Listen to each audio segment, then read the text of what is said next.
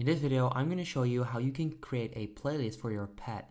So Spotify just announced this feature, and this is exactly how you can actually get this. So what you want to do, you want to go to pets.buyspotify.com, and then you can get started right there. You want to click on Let's Go.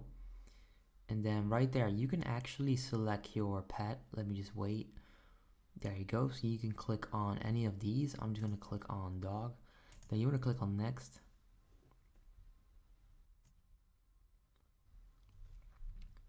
Then right there, you can choose between relaxed and energetic. So I'm going to go somewhere in the middle right there.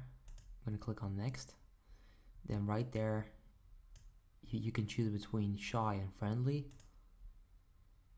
And then you can choose between these two. Click on next again. And you can come up with a name. Click on next. And there you go. That's exactly how you can actually create a playlist for your pet. You can click on listen now right there, and then you can start listening to the playlist. If you enjoyed this video, make sure you go ahead and leave a like, and I'll see you next time.